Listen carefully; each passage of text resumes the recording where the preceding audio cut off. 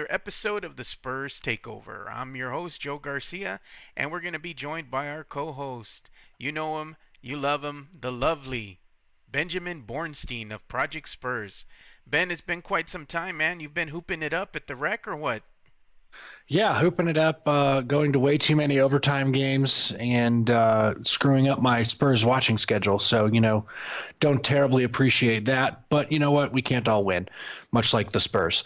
Yeah. So, Has your team been playing better than the Spurs? not by much. We did win on Sunday, though, so that was nice. Well, there you go. Well, unfortunately for the Spurs, they are in dire straits right now. They have lost to the Chicago Bulls tonight by a final score of 110 to 109. They are now 20 and 26 on the season. I believe they were in the 10th spot in the West now. And I'm probably pretty sure that they're going to either stand pat or they might move up or down depending on if the Pelicans win or not, Great. So there we go. We have to depend on the Pelicans, and then the schedule doesn't get easier for them. This game should have been a game that they win. They're in the fourth quarter. They're up by 11. And then all of a sudden, that Spurs inconsistency on the defensive front shows up.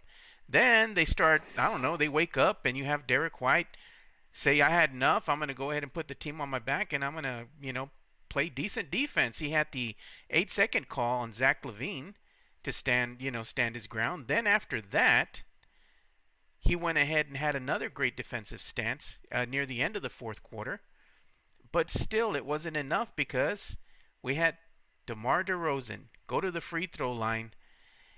He hits one of two, time expires, and that's all she wrote. Spurs lose by a final score of 110 to 109. Spurs fans, in particular, you have some of the Spurs faithful there that say they're not going to stand for any DeMar DeRozan slander. And honestly, at the end of the day, win or lose, it doesn't fall under one man. It falls under the team. Yes, he missed the free throws, but you had an 11-point lead going into the fourth quarter. You just couldn't get it done on the defensive end. You couldn't get stops. You let the Bulls go on, I think, a 17-5 run there at a certain juncture in the fourth quarter. And those are inexcusable atrocities that the Spurs have been committing all season, Ben. So that's enough of me. What was your take on tonight's game? So the Spurs give up 35 points in the fourth quarter. Up to that point, they hadn't given up any quarter with 30 points. I mean, fourth quarter this is clearly a young team that has no idea how to close games. And that's the most frustrating part because they build these leads, but they can't keep them. And you had two starters tonight who were frankly atrocious.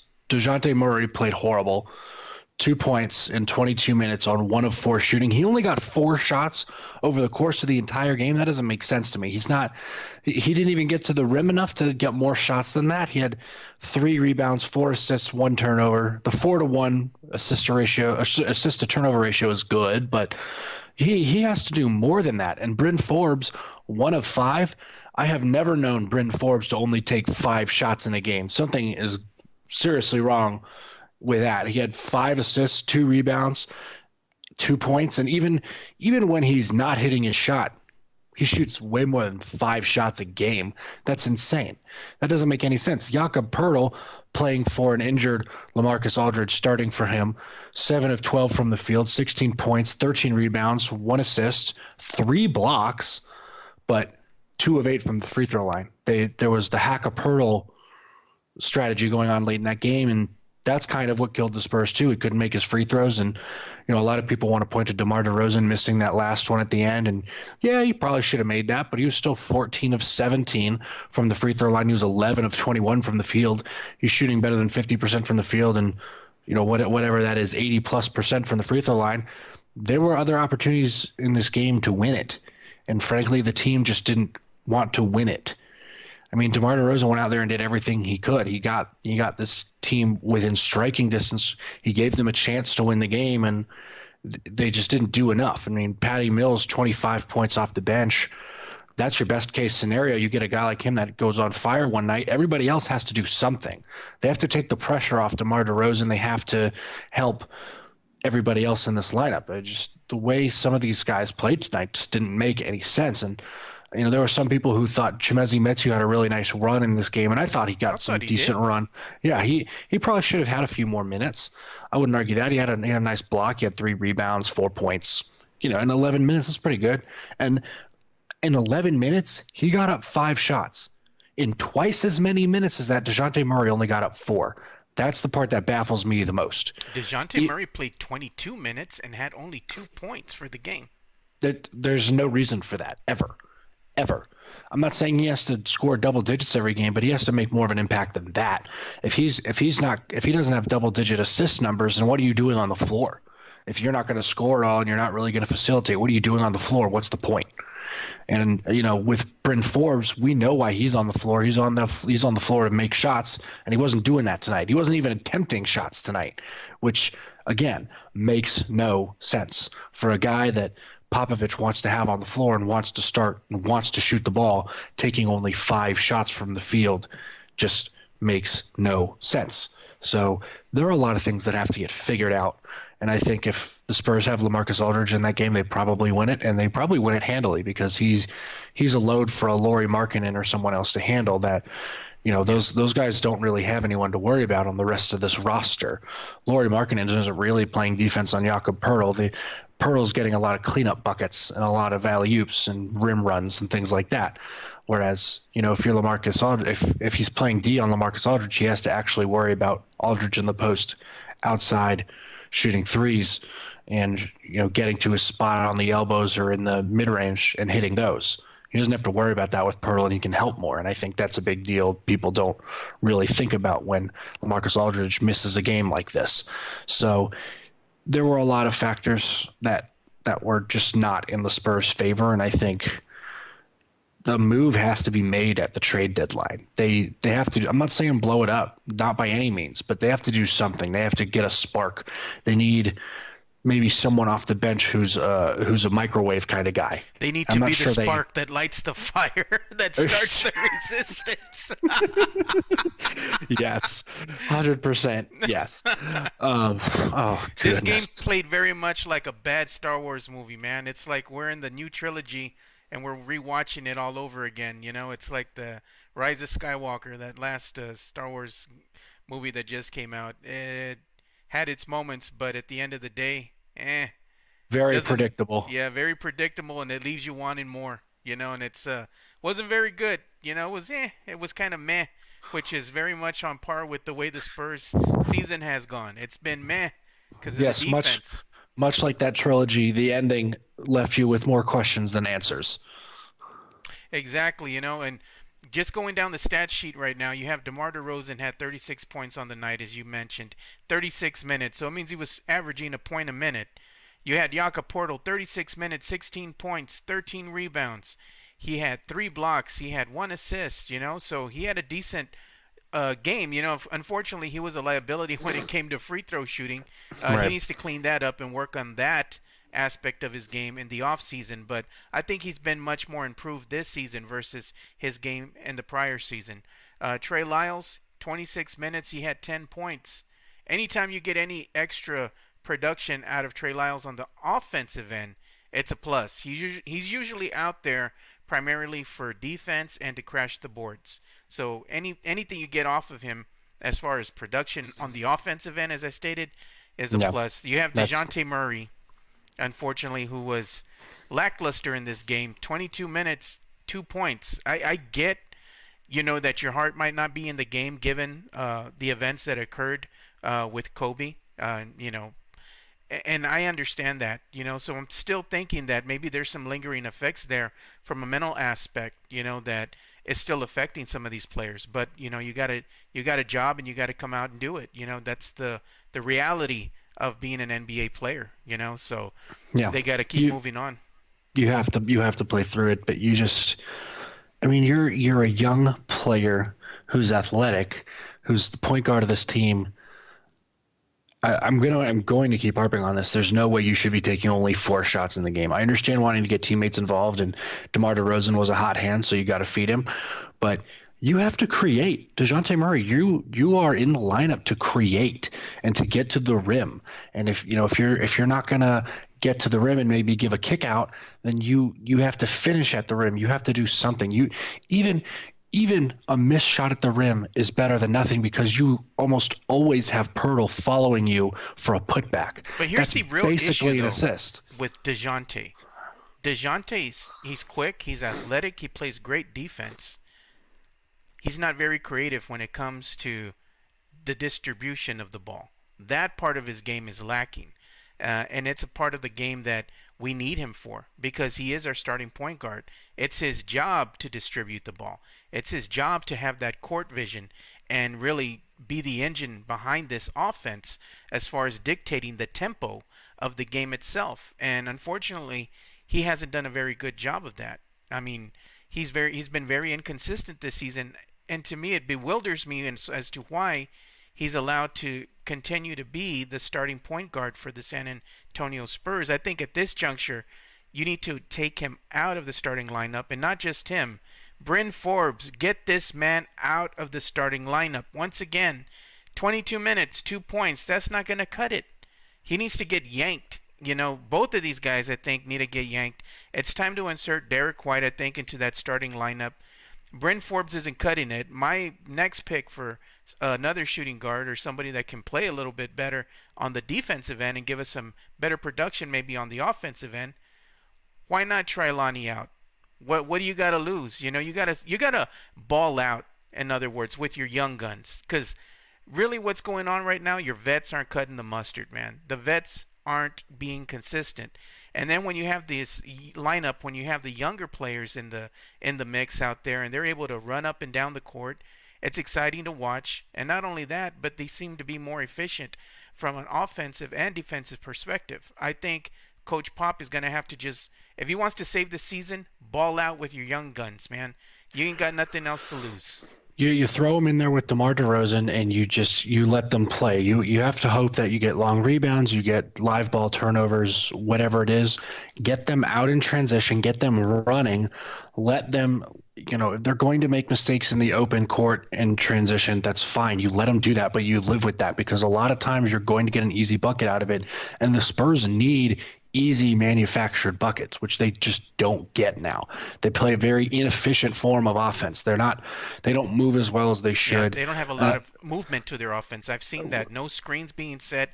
Everybody's standing behind the arc, and they're not doing a lot of pick and rolls. They're not doing a lot of pick and pops. When you do see that, though, Ben, you see it a lot between Derek White and Jakob Poeltl. That pick and pop action is very good, and I think they need to do that or need to go to that play more often. I don't understand why you don't put Jakob Poeltl in a pick and roll almost every time down the floor and make his defender make a decision. And then that way you either throw it up to him on the alley-oop, you find him, on a delayed rim run, or you get the mismatch and you go. I mean, it's just if you run the pick and roll properly, it is near unstoppable. And with the right personnel, it makes it even better. And so I don't understand why they don't do that. I mean, even DeRozan and Pirtle doing it together would be interesting to me. I think they could make it work, but it's just a lot of times they feed it into LaMarcus Aldridge down there, or even they feed it into DeRozan in the post and say, okay, go to work. And a lot of times that doesn't work. You have guys standing around, they're watching them. It's not good offense. You have to move. I'm not saying this team can be like the 2014 Spurs. They don't have the same kind of personnel. They just don't. But you have to bring some factors or some tenets from that team, from those philosophies, and apply them here. There has to be movement. That is the basis of basketball. That it is. And we had some fans too that were clamoring and they're kind of going back and forth with each other, especially on Spurs Twitter. You had the Spurs faithful who were saying they don't want any slander being given to DeMar DeRozan. And you know what? Rightfully so. It's not all his fault though. When you win or lose, you win or lose as a team. You can't just blame one man for losing the game. DeMar DeRozan had an opportunity for the Spurs, but realistically, they shouldn't even have been in that situation because they were up by 11 to start the fourth quarter. So it's not his fault that the Spurs lost. It's the team's Exactly. fault that they lost. They played very poor defense. They made poor decisions, and they And this continue to do so. and this team has been a bad defensive team. Nothing has really changed about them in that regard. You know what you're getting with a lot of these guys. You have maybe 3 or 4 guys on this team who are going to play hard defensively every single possession. That's Pirtle, Derek White, Lonnie Walker, and DeJounte Murray. Everybody else, I mean, and we haven't seen enough from Chimezie Metu to pass judgment on that. But for the most part, everybody else just like, they got by me. I can't do anything. Oh well. Pirtle will help me, and then he passes to Pirtle's man, who is now wide open, and they get a layup or dunk out of it. So it's some of it is some guys have to take more pride in playing defense. Some of it is some guys are just not good defensive players, and that's the reality we have to live with. And some of it is, some guys need to get jettisoned, traded, released after the season, and the Spurs need to bring in some guys who are going to be high energy defenders, and they're going to get after it on that end of the floor. They need to have a long look in the mirror, man, and see what the product that's out there on the court, the personnel out there. It's not passing the smell test. It's not passing the seeing eye test. We all know that that's not Spurs basketball, and it's not going to get any better, as you stated, unless they make some moves. But unfortunately, the trade deadline's coming up, and they will probably just stand pat, and we're going to roll with the current team that we have right now. And Pop is going to live or die with the personnel that he has right now. So even though Spurs fans want change, like you're saying, it's very doubtful. It's highly doubtful that anything will happen. And you can attribute that to poor decision making. We're still paying Paul Gasol $5 million this season. He's not even playing with the team. We have DeMar Carroll, signed up. I believe next season we owe him something like $14 million. It's ridiculous. When I was looking at the Spurs payroll, we have LaMarcus Aldridge all but guaranteed next season. His contract fully guaranteed. They haven't made an offer to DeMar DeRozan yet, so he's probably more than likely going to hit free agency, and we're going to have to pay a premium if we want to keep him. So DeMar DeRozan has the opt-in. He has a player option for next season. And then more than likely he's going to go and opt out because he's going to want to test the waters. Yeah, he's gonna see if he can try and get more money, but I don't think the market is there for it. So I guess we'll see who wins out here. Yeah, it's going to be a bluff. Kind of like poker. Let's see who's going to flinch first. We're gonna see some contract chicken going on. Exactly. That's what's going to happen. But it's just poor decision making that they've made. What it boils down to is right now the Spurs don't have the cash to really go after somebody of the caliber of player that the Spurs fans are wanting, and the Spurs know that they can't go after a perennial all-star right now because they just don't have the money. They don't have the funds to do so, and we're probably not going to be able to go after anybody worth a darn until 2 seasons from now. When Patty's contract comes off, and then finally LaMarcus Aldridge contract will expire. We're going to have to roll with what we have right now. And really, in about 2 or 3 seasons, we have to look at the G League because those young guys that we have out there right now are currently in development, and the young guys that we have on the team right now will then be the savvy veterans in Derek White, DeJounte Murray, Lonnie Walker, Jakob Portal. So that's our future. If we mix the guys that we have now, which will only get better with the young guns that we have in the G League that are getting that much needed experience, good things can happen when you combine those two forces together, but it's yet to be seen because we don't really know what the future holds. We're just kind of guesstimating at this point. But a lot of the comments that I'm reading right now from everybody who's watching us out here on Facebook especially, everybody's saying the same thing. It's hard to watch the games. People don't want to watch them anymore. Look what's happening to the Spurs. This isn't Spurs basketball. They want change. I mean, you all are preaching to the choir. We all want that. But I think at this juncture, we're just going to have to be patient, and we're just going to have to roll with the team that we have and see how the season unfolds, and realistically, at the end of the day, Ben, I'm gonna be honest with you. I'm gonna keep it real for all the peeps out there. Why in the hell would you want this team to make the playoffs? Why would you Right. want them to even get that eighth seed? Because you know what's going to happen. They're probably going to be either swept or they might have the gentleman sweep where they win one game and they're out 4-1, bounced again in the first round of the playoffs.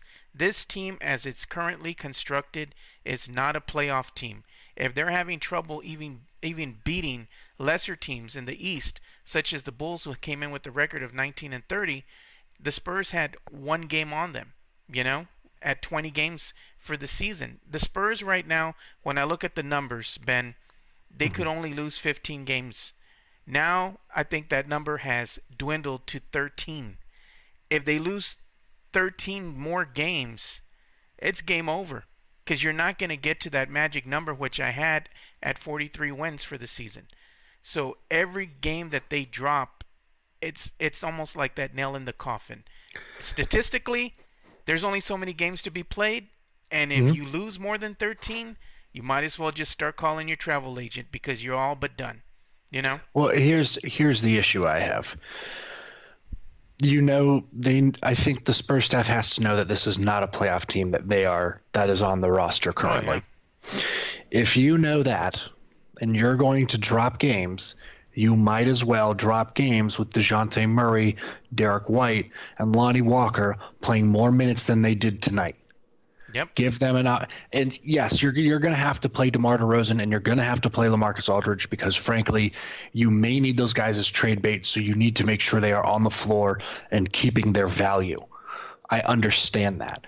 So you have to find your balance and you have to give those guys minutes. Maybe you don't give Bryn Forbes minutes. Marco Bellinelli, DNP-CD, every single game. DNP him all day, every day. All right?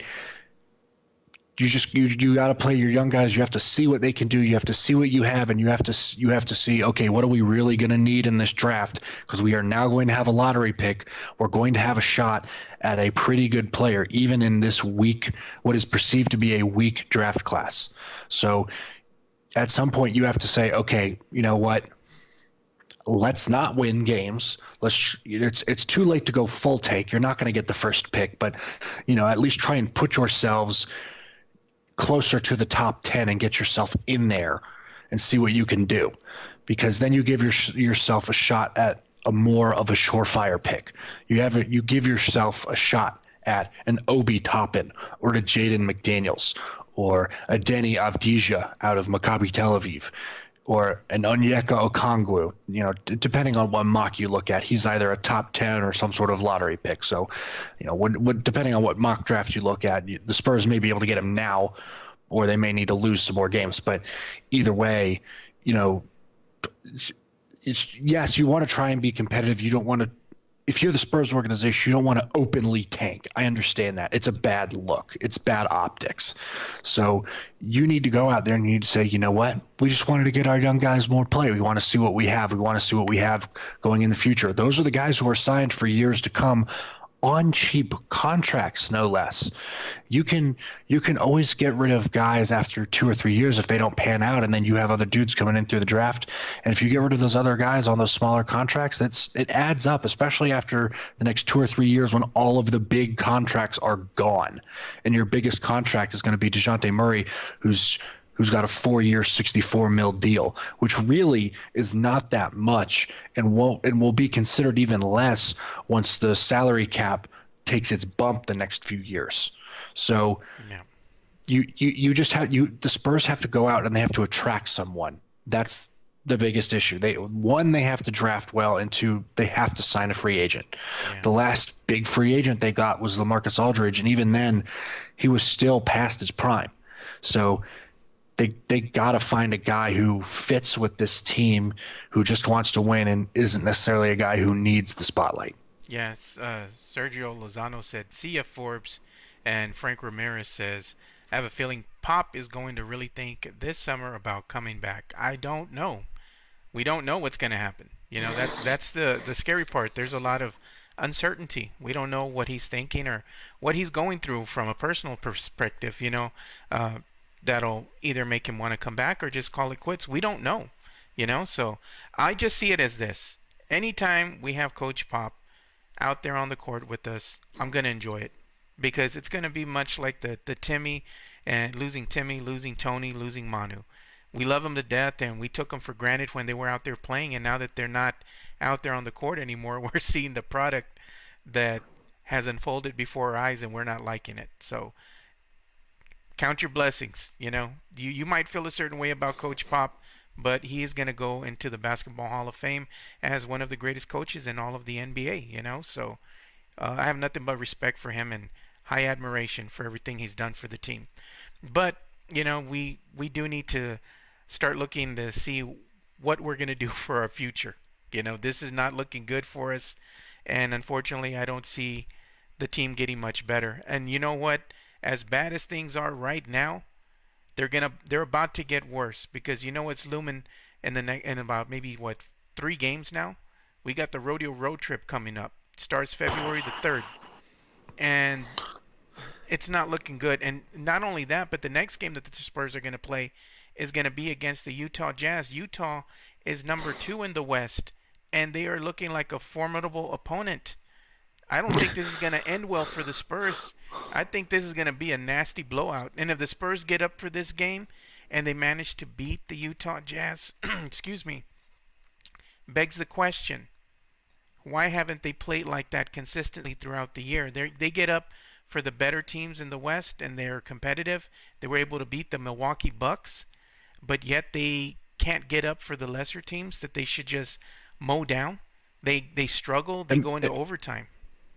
It makes no sense at all. It doesn't, you know. So we don't know. The Spurs right now are Jekyll or Hyde, and unfortunately, it's very frustrating to watch. And I was at the game on Friday when they were playing against the Suns, and that was a frustrating game to watch because I had a good view of the court, and I could see the offensive plays that they were running. And I got to tell you, they ran the same offensive play 4 to 5 times in a row, and the spacing was horrible out there against the Suns. The offensive spacing, it was horrible. They were getting in each other's way. They were crowding the lanes. They couldn't pass the ball. They had a lot of turnovers, and it's because they were all bunched together. Why they did that, I have no idea.